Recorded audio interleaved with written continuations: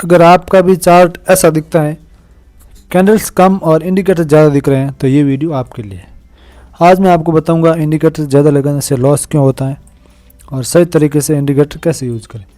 ये इतना बड़ा इंडिकेटर का जंगल है, इसको सबको हटा देते हैं अपन और सिंपल सा चार्ट अपन यहाँ रखते हैं। ये हो गया सिंपल चार्ट।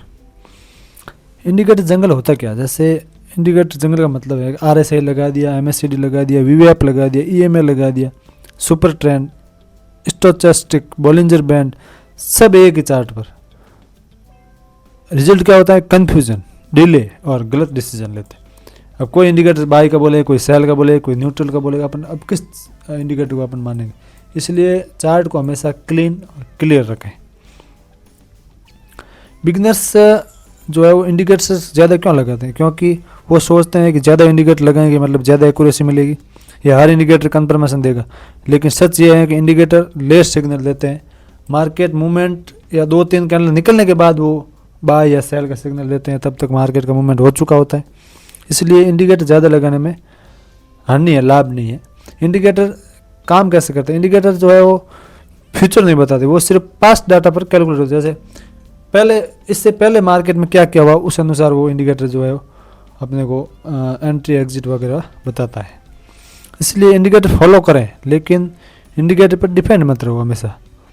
इंडिकेटर ज़्यादा लगाने के कुछ नुकसान है, जैसे पहला एक लेट एंट्री, प्राइस निकल चुका होता है और इंडिकेटर तब सिग्नल देता है जब भी, जैसे यहाँ अपना जो है वो बाई का सेटअप बन रहा है, जैसे अपन एग्जांपल के लिए। अब इंडिकेटर जैसे मार्केट यहाँ आएगा तो वो सिग्नल देगा, तब तक मार्केट मूवमेंट आ चुका होता है, तो वो किसी काम का नहीं है। कॉन्फ्लिक्टिंग सिग्नल्स, यानी कि RSI बाई बोलता है, MACD सेल बोलता है, VWAP न्यूट्रल बोलता है। अब आप ट्रेड कैसे लोगे, ट्रेड नहीं, कन्फ्यूजन हो जाता है। अब तब आप किसी भी साइड एंट्री नहीं कर सकते हो, या करोगे तो गलत होगी, आप लॉस ही 99% आपको लॉस ही होगा। या फिर एक तीसरा इसमें होता है ओवर ट्रेडिंग, यानी नहीं सॉरी ओवर थिंकिंग। हर कैंडल पर सोच यही रहती है RSI क्या बोल रहा, MACD क्रॉस हुआ या नहीं हुआ, मार्केट निकल जाता है और ट्रेडर सोचता रह जाता है। 4 नंबर है फाल्स कॉन्फिडेंस, यानी गलत कॉन्फिडेंस, झूठा। इंडिकेटर मैच हुए तो ट्रेड ओवर कॉन्फिडेंस हो जाता है और रिस्क मैनेजमेंट को भूल जाते हैं, तो अपन ट्रेल करते रहते हैं स्टॉप लॉस को, और इसी चक्कर में अपना लॉस होता रहता है। अपन वो देखते हैं कि इंडिकेटर ने अभी जो है वो एग्जिट का बोला नहीं है और अपन ट्रेड करते रहते हैं, और जब तक इतना बड़ा लॉस हो जाता है तब वो बाय सेल बोलता है, तब तक अपने का लॉस हो जाता है। 5 नंबर है लर्निंग स्लो हो जाती है। इंडिकेटर जंगल में प्राइस एक्शन सीखना बंद हो जाता है, अपन प्राइस एक्शन को इग्नोर करने लग जाते हैं। प्रो ट्रेडर्स जो है वो 1 या 2 इंडिकेटर यूज़ करते हैं, इंडिकेटर से कंफर्मेशन लेते हैं और डिसीजन जो है वो इंडिकेटर से नहीं लेते हैं, यानी कि प्राइस लेवल ये सबसे अच्छा वर्क करता है।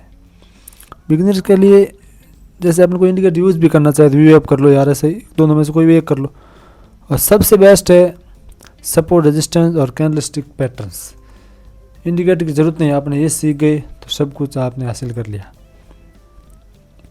अगर आपका चार्ट बिना इंडिकेटर के समझ आ रहा है तो आप सही डायरेक्शन में हो। इंडिकेटर तभी लगाओ जब कन्फ्यूजन कम हो, ज़्यादा नहीं हो। 1-2 इंडिकेटर लगाओ आप कंफर्मेशन के लिए, लेकिन मेरे हिसाब से अगर ना ही लगाओ और कैंडल चार्ट का उपयोग करो या सपोर्ट रेजिस्टेंस का प्रयोग करो, वो सबसे बेस्ट है।